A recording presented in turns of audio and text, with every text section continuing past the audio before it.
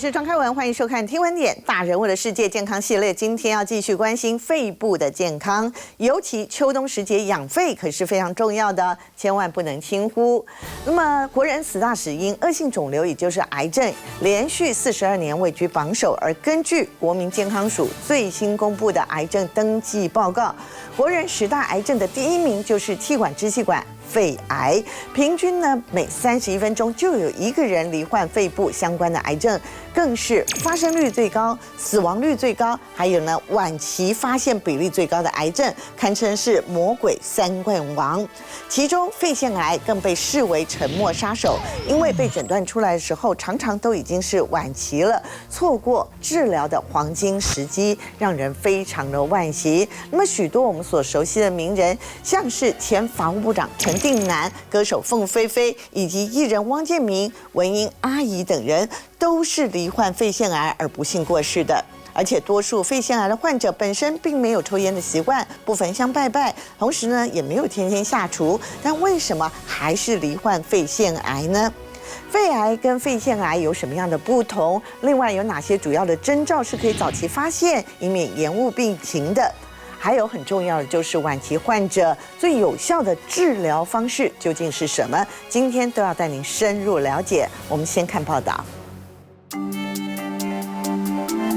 这些看似平凡的日常，却可能增加罹患肺腺癌的风险。根据统计，约53%到83%的台湾女性患者不曾吸烟，却罹患肺腺癌。其中一大原因之一就是空气污染有关，尤其厨房内的油烟是致癌关键。这10年来，这个劳动阶级，我们讲把它设定成20岁到60岁，他这10年来，他罹患肺癌增加了90%，但是肺癌本身其实只增加了大概5%。意思是，肺癌病患中以肺腺癌人数最多，除了空气污染，劳动力族群以及家族有病史都是最大宗的高危险群。台北市议员钟佩君便是如此。他刚发生确诊就是末期的时候，对家里的人打击很大，是因为大家觉得说啊，他是一个有固定健检的人啊，那为什么前1年的健康检查没有发现这个噩耗的？25岁时，肺腺癌接连带走母亲、阿姨生命，也让钟佩君一度对健康检查失去信心。但随着科技进步，钟佩君又开始健检，因此发现右肺异常，诊断为肺腺癌0期，确定是肺腺癌的时候，那一刻打击当然还是会很大，因为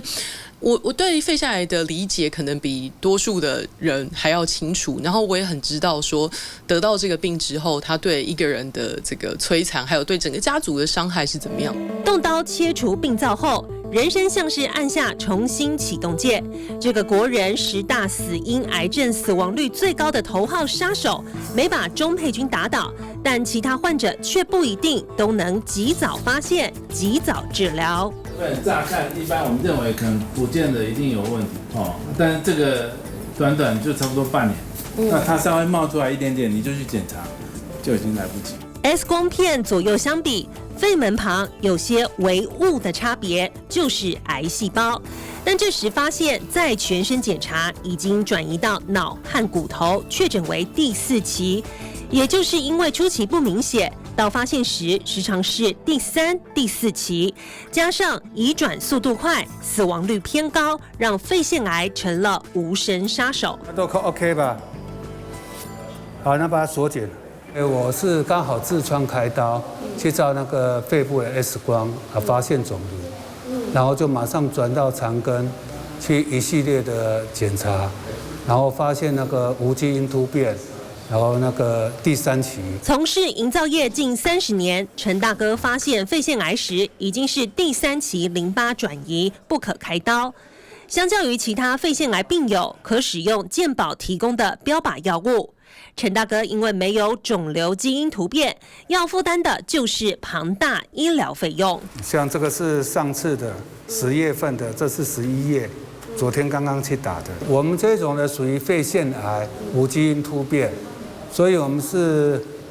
最好的医疗就是化学治疗加免疫治疗。我们每3个礼拜要打1次针，每一次针大概就是15万左右，1个月就要20万。1年下来，医药费粗估就要320万元。陈大哥把200万退休金都用来续命。就像我打3个月以后，治疗3个月以后，我的4公分的肿瘤完全就是没有。无药可用的话，我们就算了。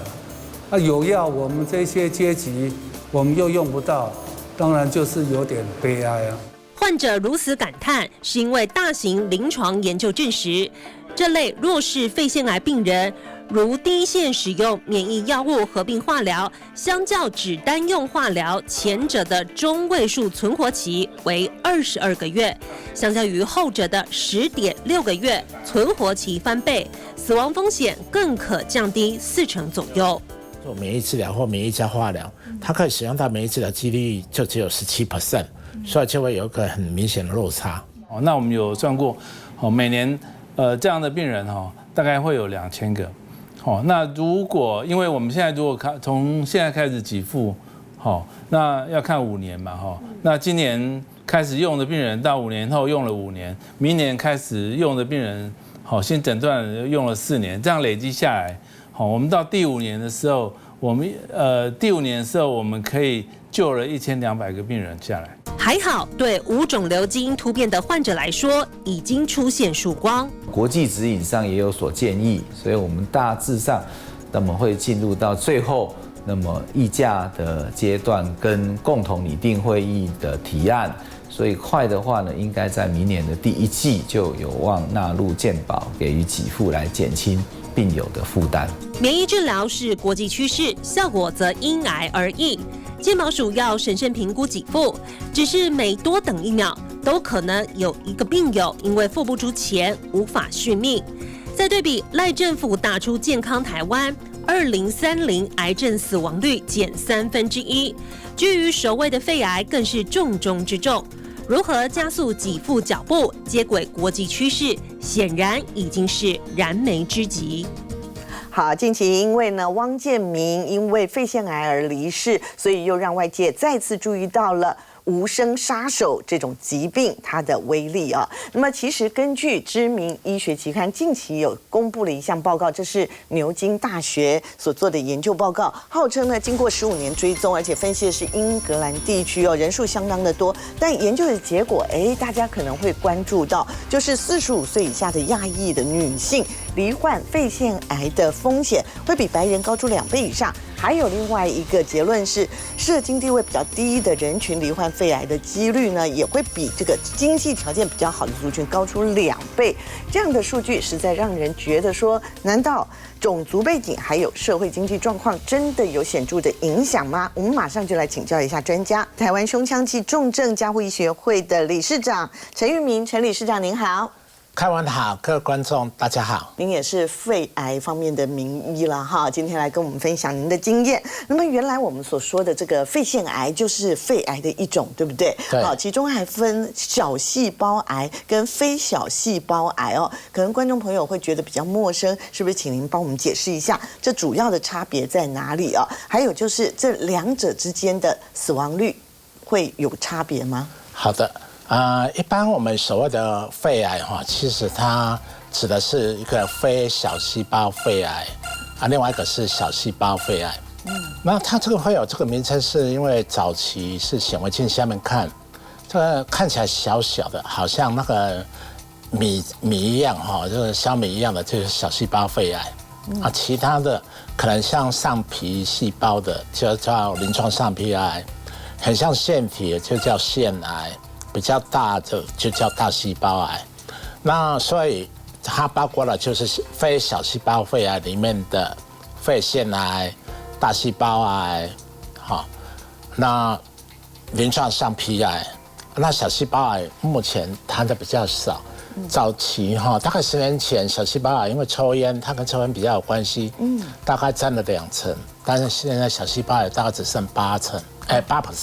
好1成不到，在台湾是。那这里面最多的还是肺腺癌，大概占了7%。哦，肺腺癌占了70%哈。对，好，这到底是什么样的一个原因？想请理事长再跟我们来说明。还有一个就是我们刚刚有看到那个研究报告嘛，那我就会很担心说，哎，听说女性的好发率比较高嘛？的的确确，我们也看到很多女性的名人呢罹患过这个肺腺癌，但是当然就是早期发现的话，这个治疗率是非常好的啦哈，当然也恢复了健康，比如说包括了柯文哲的夫人陈佩琪啊，她本身还是医生呢。那另外还包括了知名主持人陈文茜啊，文茜姐，另外就是台北市议员周佩君哈，佩君也罹患过，当然他们已经都治疗的相当的理想了哈，所以大家也不要太惊恐。但是呢，我们就在想说，真的女性的好发率是比较高吗？相对啦，其实大概10年前或者10年前，应该是男生比女生多。哦，到目前为止还是男生比女生多。是，以前是男生跟女生的比例是2:1。哦，然后现在比例是1.2:1，应该是跟基因相对是比较有关系的。跟基因还是比较有关哈。我们回过头来看看我刚刚所提到的牛津大学所做的这个报告哈，他说45岁以下亚裔女性罹患肺腺癌的风险会比白人还要高出2倍，这真的跟种族会有关系吗？现在相关的最新研究会是什么呢？这种研究的确是有一些地方会出现那它可能就真的是跟我们基因相对是比较有关系的。这个在我们台湾也做了一个比较大型的不抽烟的病人，或是有家族史的病人的低剂量胸部内氧断层的一个筛检的研究，它就显示的很明显，女性的确是相对于男生，它比例相对比较高了。我们这里也列了一个表哈，这个是中国医药大学附设医院列的一个表啦哈，我们把它采用一下来做讨论，就是如同刚刚理事长所提醒的，包括吸烟、遗传，比如说特别是有家族病史的人，还有职业，我们刚刚在讲，比如说常常吸油烟啊，或者是说你在厨房工作的人要注意，还有空污，空污也是要注意，还有有一些有化学物质的工作环境，另外就是曾经有过病史的哈，那这些当然都要注意，可是有一些人，甚至在我周遭也有朋友罹患的时候，他第一个他不抽烟，第二个他没有煮饭，然后呢，另外呢也没有说去烧香拜拜啊这种生活习惯。可是为什么还是会有没有征兆？可能就是要稍微注意一下，一有征兆就要赶快去看医生嘛。那大概会有哪些征兆呢？我们来看一下，初期其实不太明显但是要留意5大症状就包括了咳、累、喘。比如说，如果有体重下降、没有食欲、久咳不愈、容易疲倦，或者是日常比较容易喘的话，都要注意。喘当然就跟肺部有关嘛可是问题是，现代人工作很忙啊，这几个可能我平常都有遇到啊。那要怎么样来确定，到底到什么样的程度，必须要赶快去就医检查？好的，这个讲到一个老问题什么老问题呢？其实肺癌是一个很糟糕的疾病，它是一个沉默的癌症。是，所以当有症状出来的时候，它已经都是第3期、第4期了。对对对，比如说那个艺人，我们刚刚提到了王建民，他好像后来就是因为背痛，背痛到受不了去看医生，那真的也是北湖啊对啊，对对对。那您在实际临床上面有没有碰过一些比较特别的一些就是发现一些其他的疼痛的症状，一看也是已经都到第4期了？好的，这个疼痛的确是一个还蛮常见的症状我们还有那个中年女生不到50岁，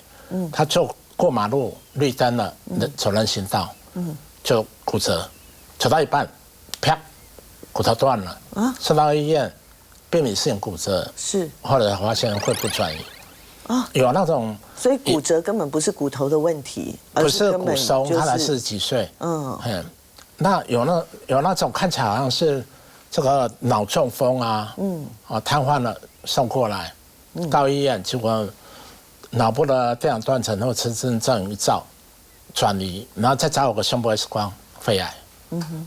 切片肺腺癌脑部转移，这种例子很多。还有另外一个例子，就是老烟枪，老烟枪最近沙哑了，小细胞肺癌，中个腔转移，或是老烟枪最近脖子变粗了，脸肿起来了，小细胞肺癌、上升静脉症候群要到静脉回流，脸都肿起来了。这种例子很多。那刚刚理事长也一直在提到了有一种非常重要的一个检查，那就是低剂量电脑断层扫描，我们叫做 LDCT， 对不对？那这种检查听说比传统的肺部 X 光，我们以前都觉得说，要检查肺部就是照 X 光，但是听说这种跟传统 X 光相比，这种检查已经是比较精准，而且是比较先进，而且对于这个快速安全上面也有一些提升。这是怎么样的检查？是的，那个低剂量胸部电脑断层它就是我们电脑断层，但是它做的比较辐射量会相对比较低，低很多，跟标准的电脑断层不一样，它也不打显影剂。那因为现在的电脑断层技术很进步了，所以它切的速度很快的话，例如说64切以上的电脑断层，它就可以做低剂量电脑断层。它的辐射量也比传统我们说标准的胸部电脑断层，它的辐射量相当于80张到150张的胸部 X 光。但现在低剂量的电脑断层，它的辐射量只有6张到8张，所以是很低的。那它最重要的地方是我们 X 光有很多死角，例如说我们心脏后面、横膈膜后面都还有肺嘛，看不到，我们 X 光看不到，因为我们 X 光是2D 的平面嘛，电脑断层是3D 的。对，那 X 光它大概0.8公分就看不清楚了。假如我们低剂量胸部电脑断层看到了病灶是小于0.6公分的，原则上我们医师都会建议追踪。0.6公分大家不要太烦恼了，原则上会建议追踪。你就是去看门诊，让医师跟你再确认一下就好。因为低剂量胸部电脑断层在台湾做检查起来，几乎大部分大概5个4个一定里面都有一些小点点。所以如果有一些小点点在0.6公分以下的话，0.6公分以下，就是稍微好一点，就是持续追踪观察就可以了啦但是如果大于0.6公分的话，就要稍微注意一下。对，就会看他的情况来决定，说是半年追踪一次，或者1年追踪一次，或2年。那可是很多的观众朋友可能会说，他毕竟还是有辐射啊，那多久做一次会比较理想？因为太久做的话，又怕说没有追踪到；那太短的时间又有担心辐射量，所以怎么样的状况是比较适合的？是的，这个就要看你是不是高危险群的民众。是我们对高危险群的民众在欧美的定义是指有抽烟heavy smoker， 抽30包年，30包年，什么叫30包年？就1天1包，抽30年以上，那1乘以30是，或是1天2包，抽15年，2乘以15，那就30，对不对？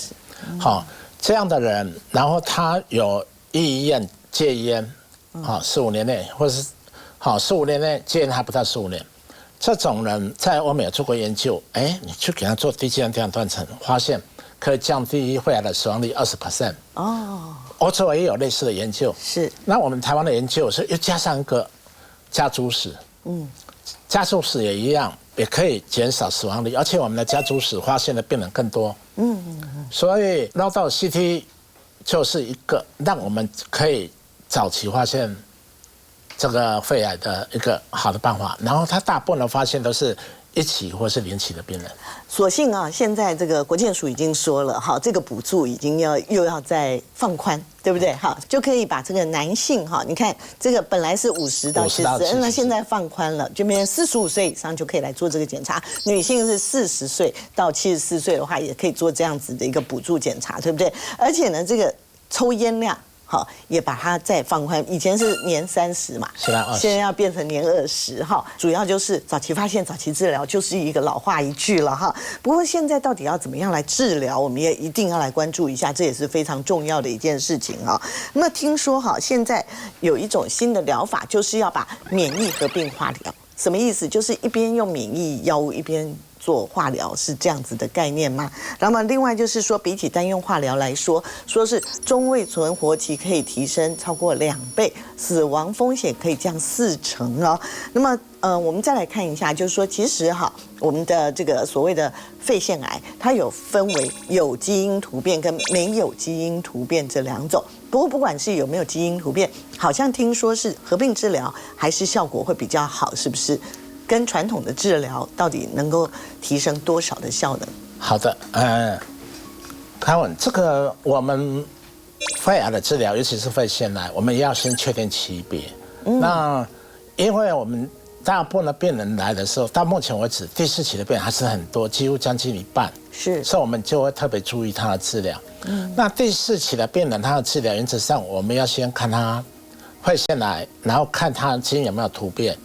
基因有突变，例如说现在很夯的10月份才给付健保扩大第3代的178标靶药给付，或是所谓的 ALK， 这里面总共有9种了，今天就不一一跟大家报告了哈。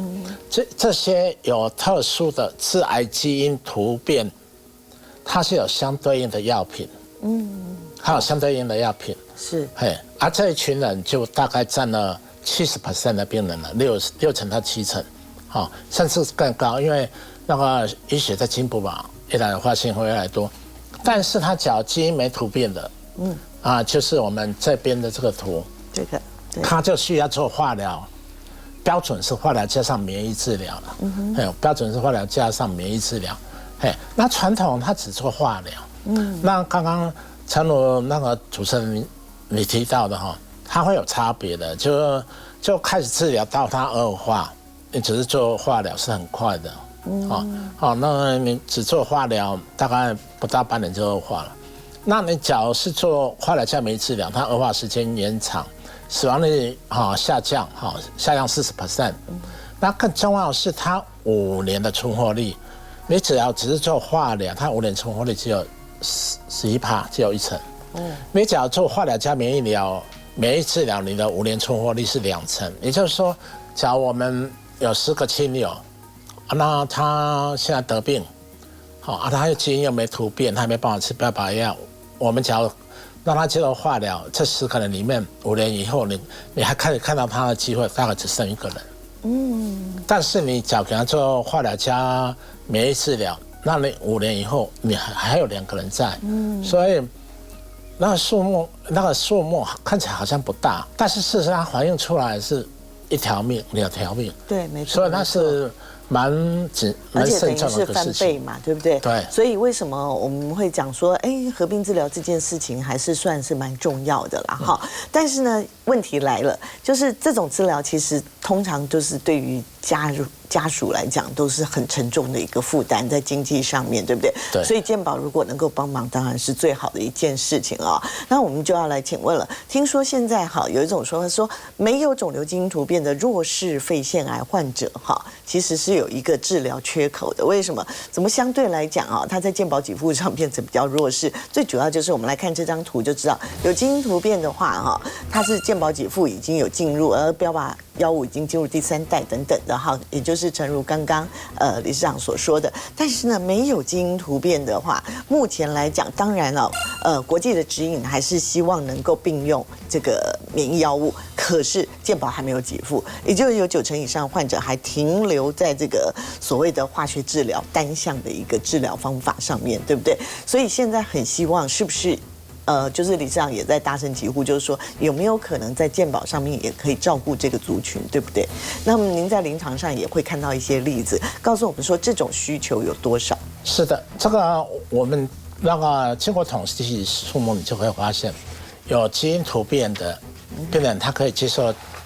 标靶药治疗的，这个占我们肺腺癌的72%，也就是我们健保现在已经 cover 72% 的这个所有的标靶药是，但是没基因突变的这一块，健保只 cover 到17%，也就是说，从这张图就可以看到，对，差很多呢，差很多。所以很多人都说同癌不同命，就是这个意思。对，然后我们刚才讲了，存活差1倍，5年你能够看到的10个人，一个是可以看到你假如做加上免疫治疗可以看到，还有2个人还在，没有加到。只剩1个人恐怕还不到，因为你光是只能做化疗，他后线还是做化疗，所以副作用很大很大。你假如化疗加免疫治疗，他后线的化疗有效果的机会比较高，它相对的选择性会比较大。所以这个差别就很大。是，那临床上有没有碰到那种很有这种需求的一个病人？有啊，其实我们讲讲白一点了，临床上是所有这种情况病人都是有需求的，因为它是在全世界，它已经是一个标准的治疗，只要是第4期的肺腺癌，基因没有突变，那 PTL1 不管有没有表现，理论上都应该要免疫治疗加上化学治疗，这是全世界公认的第一线标准的治疗，这是一个标准治疗，但是它这个建立已经超过5年了。台湾目前还没有给付，台湾目前有给付的是那17%，那个 PTL1 表现很高，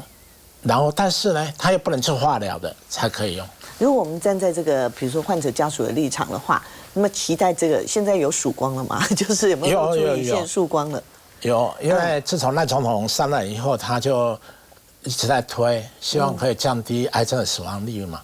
那健保署对这块也很关心。那就我们上面了解，应该很快就会给付。希望在现在都11月底了，希望明年就可以正式开始给付。好，那如果真的很顺利能够纳入健保的话，有没有预估说可以降低多少死亡人数之类的统计呢？对，看问这个问题就刚好可以呼应到我们总统在讲2030希望死亡率减少1/3。那因为肺癌占所有癌症的死亡率的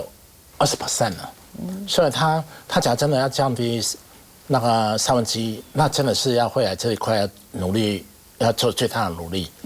我们特别讲的这块族群它就是最重要的嘛，因为现在没有健保，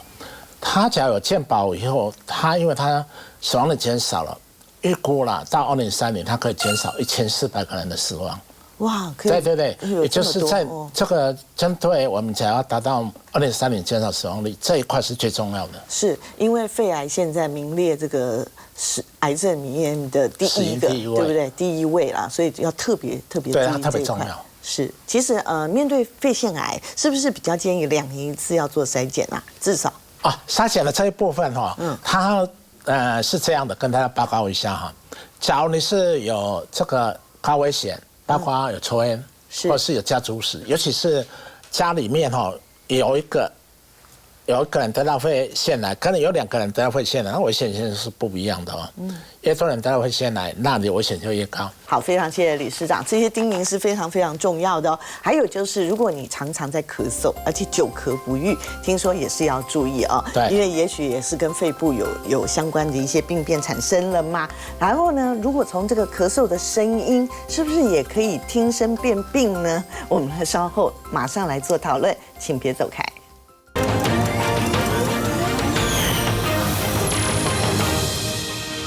有一句俗话说医生惊地扫头最惊了捞，的确咳嗽的原因有很多但是原因程度却不尽相同。比如说呢，如果你有严重咳嗽的话，不代表你的疾病已经非常严重了，但是反过来说，如果轻微咳嗽也不代表是完全没有问题的。到底什么样程度的咳嗽代表你的身体已经发出严重警讯了呢？我们先看报道。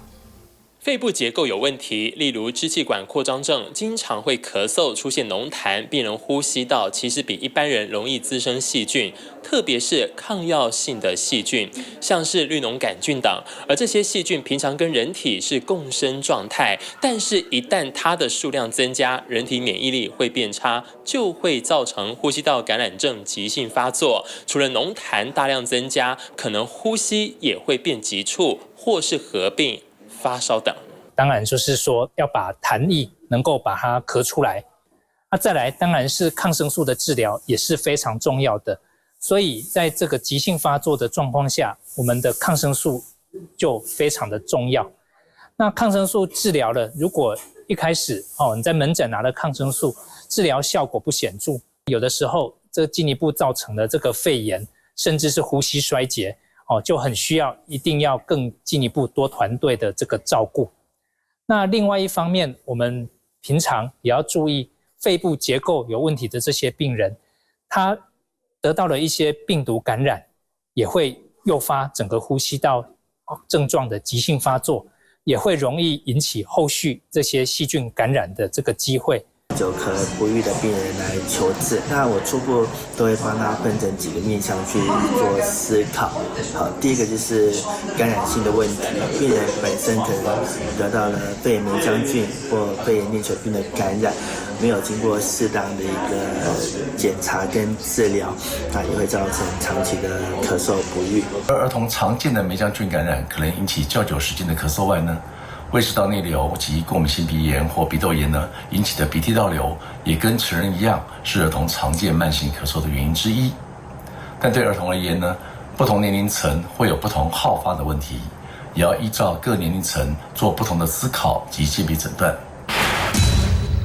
如果是像鼻过敏跟鼻涕倒流的问题，一般会使用口服的抗组织胺、抵黏膜收缩的血管收缩的药物，以及鼻喷剂来治疗。那至于气喘引起的咳嗽，可以类固醇跟支气管扩张剂。如果怀疑感染，医师也会选择使用合适的抗生素来治疗。咳嗽其实是人体一种保护性反射，可防止异物吸入，也可将气管内的痰排出。但如果咳嗽持续太久，在成人持续8周或更长时间，在儿童则是持续4周以上的咳嗽，就称为慢性咳嗽。全世界的调查估计，大约10%的成人有这个问题，年纪越大，风险越高。根据芬兰的研究显示，每增加10岁，提升1.15倍的风险。慢性咳嗽不只是因为病毒感染呼吸道造成急性咳嗽不会好而造成，然而引起的原因其实非常多元，那必须找出潜在的疾病，而不是只用一般止咳化痰药来治疗，那才能根本解决慢性咳嗽的问题。那成人常见慢性咳嗽的原因包括慢性鼻窦炎导致鼻窦或鼻腔产生过多的分泌物，那因此鼻涕倒流至喉咙，引发咳嗽反射。常常这种咳嗽会延迟1个月以上，那很多病人都不知道这样的状况之下，是否要就医。那咳了2-3个月之后，到门诊的时候，我们都会发现到这样的病人如果吸入了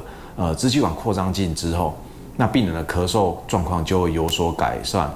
那我们的气管就像一条类似水管一样，那气管上面有黏膜，那感染久了之后，或有发炎久的时候，黏膜就会变厚。变厚之后，我们在气体在经过我们的气管的时候，就会比较少量。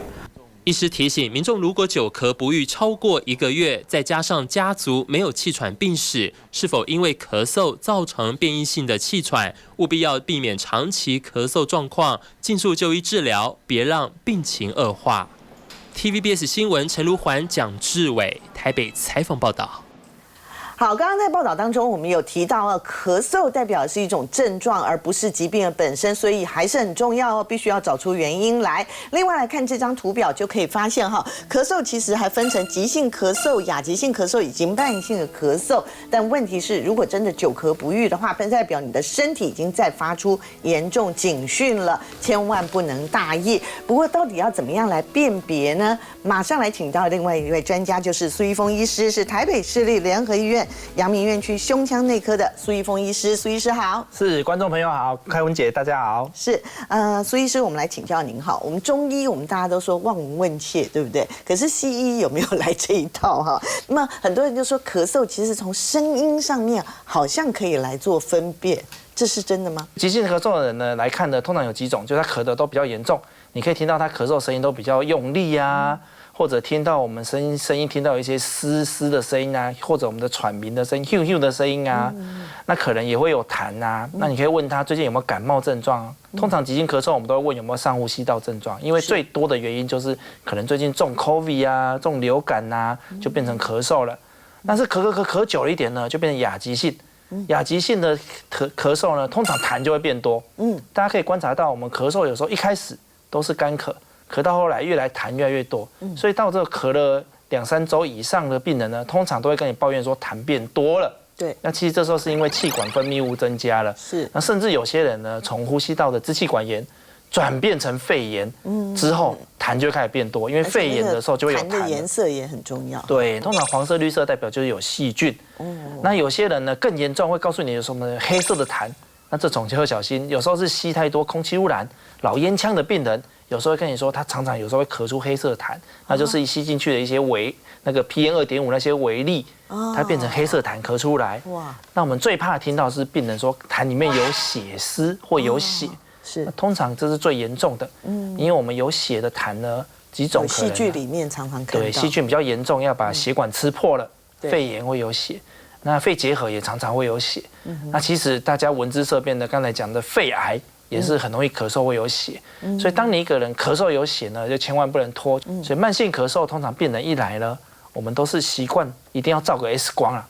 所以我们有时候大家可能急性咳嗽会习惯去诊所，比如你咳嗽咳1-2个礼拜，去家里附近诊所拿个药吃，吃一吃有效好了就好了。但是如果吃一吃一直没效呢，你拖了好几个礼拜了。我还是推荐大家到医院要照一个 X 光比较安全。像我是比较有经验的妈妈，有时候小朋友哈，那时候小孩还小的时候，如果他咳嗽，有没有痰音这个部分，就是也是妈妈说，要不要拎着小朋友去看医生的一个原因哈。那咳嗽当然有很多种的形态，而且呢，是不是那个那个咳嗽的声音也可以稍微来辨别一下呢？另外就是什么样的一个状态，其实刚刚苏医师已经讲得非常的清楚了哈。那如果治疗之后还有声音沙哑持续存在的话，是不是就表示真的非常严重了呢？对，咳嗽有些病人一进来苏医生，这声音就变了，烧瞎了。这一听就知道有他会咳嗽真的很严重，或有很大问题要小心。因为我们声音沙哑，代表他已经咳到喉咙已经水肿了，喉头声带都水肿了，咳到很大，那可能是咳嗽咳得很用力。那有时候苏医师在门诊现场都会请病人咳一声。听看看他的声音，有些病人一咳出来呢，声音就那种好像有一个爆音，一个气爆音，这个通常是快要变成气喘，因为我们身体气管在感染之后会水肿，水肿之后会缩起来，缩起来呼吸不顺之后，我们身体会有一个反应本能是想要把这气管咳松。这种的时候常常会听到气爆音。那妈妈小时候也都会听到这种声音。那如果像我这样子。对，这种呢，这就是偏向一点清喉咙的干咳，是感觉气还出得来。但是如果你听到那种声音，那种出太来，尾音有一个这种声音，这代表气管有点紧。是，那这种有点紧呢，有可能是最简单的，就像气喘呐，或感染后的气管炎呐。但是也不要轻忽，有些人肺癌压到气管也会咳嗽这种声音。所以压到的时候，有时候肺癌变得一直猛咳，哇，咳这种声音，所以代表这个就是一个气管狭窄的一个声音。那这是还有我们会听痰的声音，咳的声音说痰很多，对，哇，这代表他可能肺炎的机会就高。有时候光听不用照 X 光，也觉得应该是肺炎。再问一下他痰的颜色，哇，黄色、绿色，哇，肺炎的机会就很高。当然现在是秋冬季节啦，说上呼吸道感染的人就真的非常多哈。比如说像我今天早上就处理2个同事在跟我请假，我就要赶快排代班的主播之类的哈。那他们都是小朋友，有一些状况了哈。那其实我们就会看到冬季病毒真的是非常的多哈。那咳嗽也会发生不同的情况，对不对？这一点是不是请苏医师也帮我们解释一下？然后您在门诊的时候有没有碰过那种一次多种病毒齐发的这种案例呢？对啊，其实台湾因为我们前一阵子防疫免疫我们戴了比较久的口罩，其实现在还是鼓励大家可以戴口罩啦。在这个季节感染是非常的多，对。那么呼吸道感染呢，现在变得很多样啊。以前呢流感啊，或者是一些呼吸道病毒啊，现在又加新冠，哇，后来又有什么腺病毒、呼吸道融合病毒，很多。所以有时候病人一来一咳嗽哇，真的该验的东西验不完呐。那验不完呢怎么办呢？最惨的是验完之后还没有结果，是我们最常见的。所以有些病人呢一来呢一验，哇，3种中奖，什么新冠加流感啊，又加上什么梅浆菌啊。天哪！之前我们就遇过一个病人呐，她当初一来她一个中年女性啊，她就是来就是新冠也验出来阳性，流感也阳性，梅浆菌也阳性，哇，后来肺炎就有一个大块的肺炎。那这肺炎呢进展得很快，后来甚至变成插管转加护病房。是对，一般我们以往都觉得哇，好像梅浆菌没那么严重啊，还不会进到加护病房啊。可是就是这么严重。那所以呢，我们有时候在这个季节呢，很多疾病呼吸道都会一起来，不代表你说你中了新冠，现在就不会中流感，其实都还是会一起中。那其实临床上呢，也有很多病人是一来验什么都都没有，都没验出来。可是就很严重，像这个就是有一个梅浆菌的肺炎，对。那这没将军肺炎后来越来越严重，后来就变成插管。是给大家一个警讯，就是肺炎有时候不能拖，像他拖2、3个礼拜了，其实他差一点就要插管了。这幸好我们赶快用药就把它拉回来。那这个霉菌加 COVID 加这个流感的这个后来就有插管。是，幸好最后也有救回来。所以通通都不要轻忽啦哈。对，尤其是咳嗽，如果拖太久的话，真的是身体真的是发出了警讯。是，好，稍后回来还要请苏医师跟我们分享，就是中医不是说秋冬要养肺嘛？那这个养肺的道理就是说什么吃一些白色食材到底有没有道理啊？这个部分请您等一下再帮我们解析。马上回来，我们还要告诉您养肺4招很重要哦，请别走开。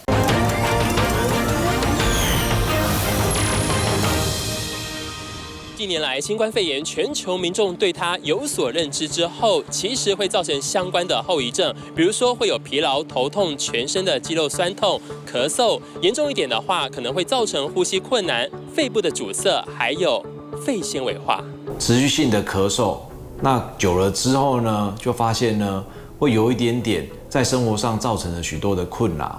那到了诊间的时候呢，才会告诉医师说，那我最近呢，因为一直咳嗽，那造成生活上面的不便。那我们就会询问民众说，那最近有发生什么的感染吗？那民众常会讲说，我在什么时候有得到了新冠肺炎。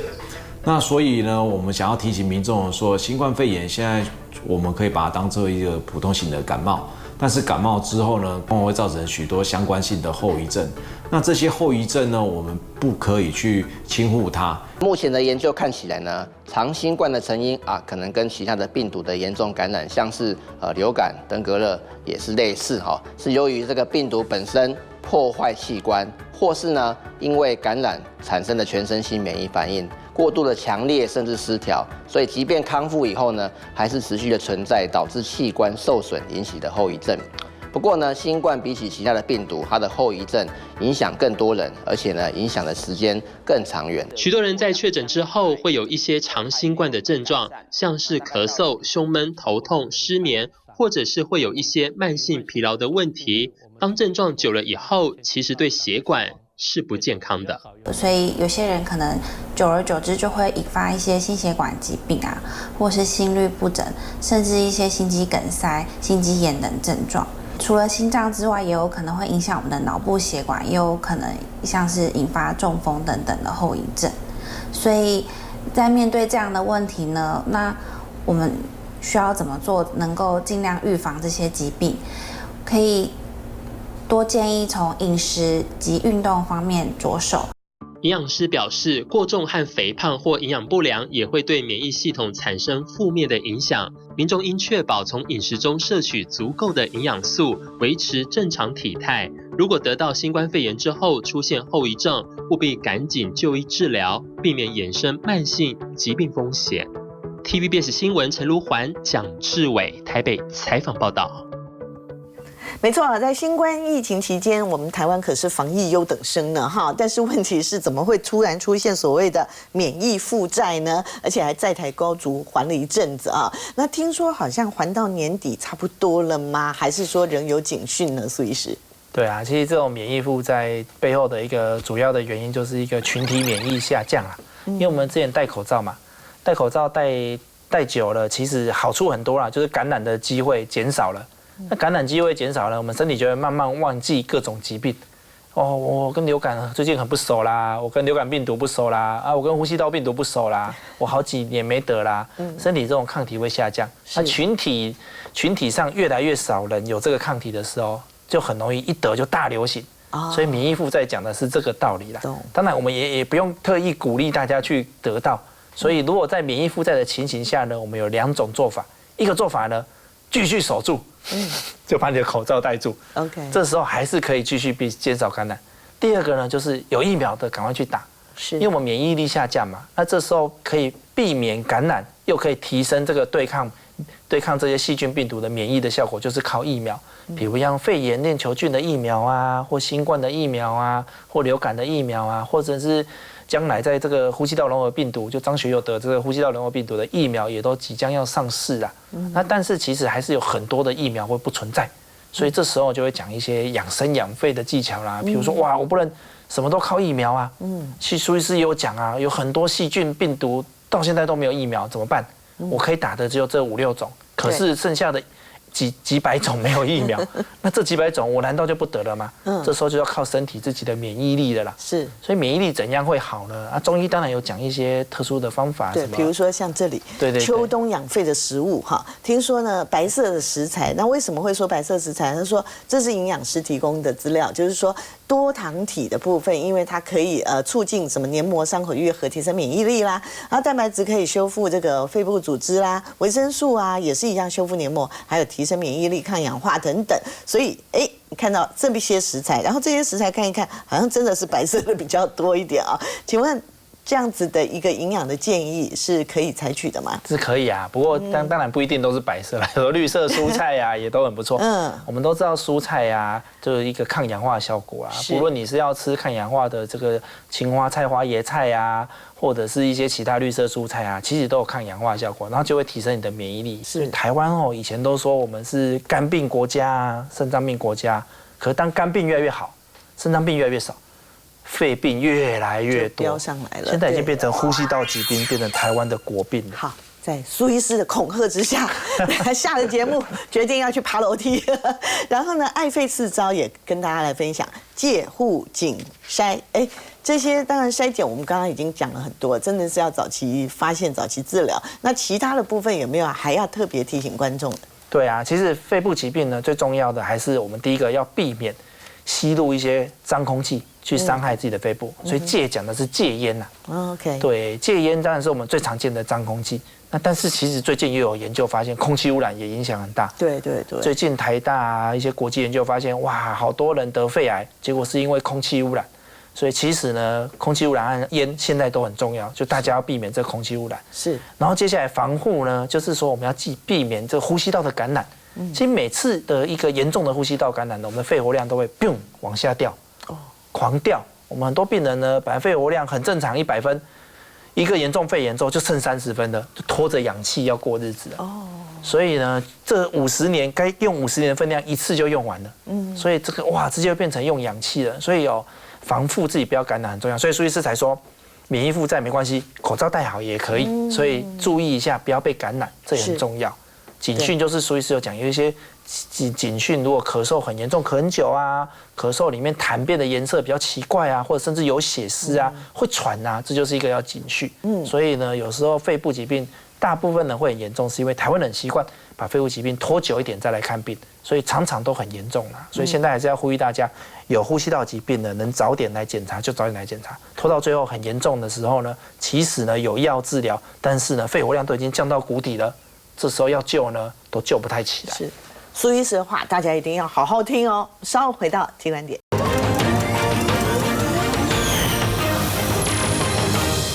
好，秋冬时节真的是这个呼吸道疾病好发的一个季节啦，尤其是老人家或者是小朋友都非常的辛苦啦哈。那打疫苗是不是还是一个好的方法？防护力还是有帮助吗？对啊，其实最近有新闻有讲说，今年的流感特别严重啦，造成重症的死亡是往年的